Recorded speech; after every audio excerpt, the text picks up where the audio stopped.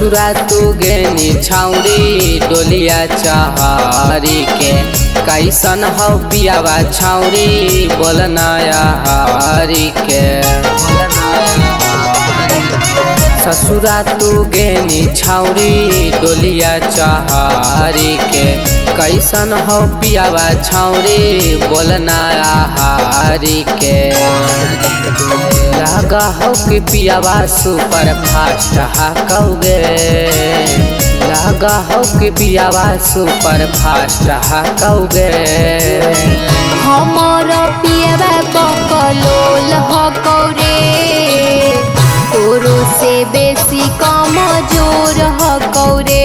हे रे हमर पियावा बकलोल हकौरे तोरो से बेसी कम जोर हकौरे।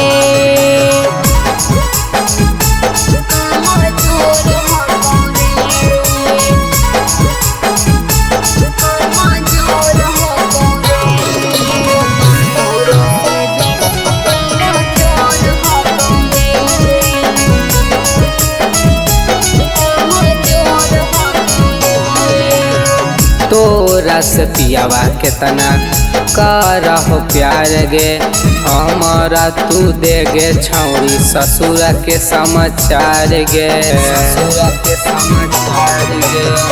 तोरा नियन पियावा में मिलहु नै माजारे ससुर में जवानिया के काटो हियो साजारे।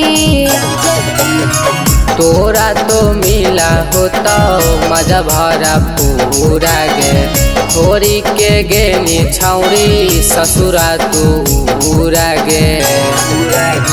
जगल बिता हो रतिया तोरा की गे, जगल बिता हो रतिया तोरा की गे। हमर पियावा बकलोल हकौरे तोरो से बेसी कम जोर हकौरे। हे रे हमर पियावा बकलोल हकौरे तोरो से बेसी कम जोर हकौरे।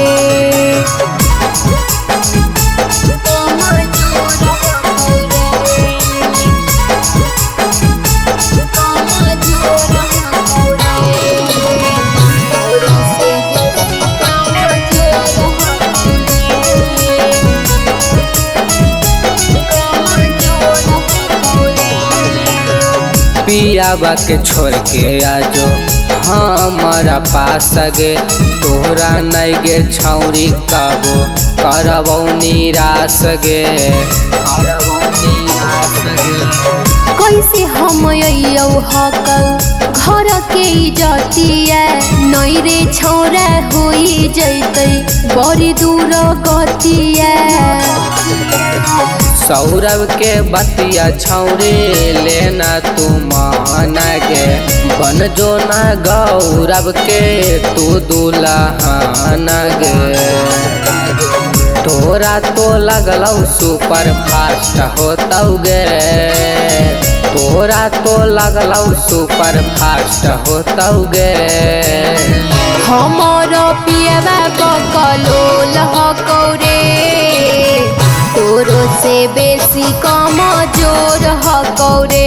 हे रे हमर पियावा बकलोल हकौरे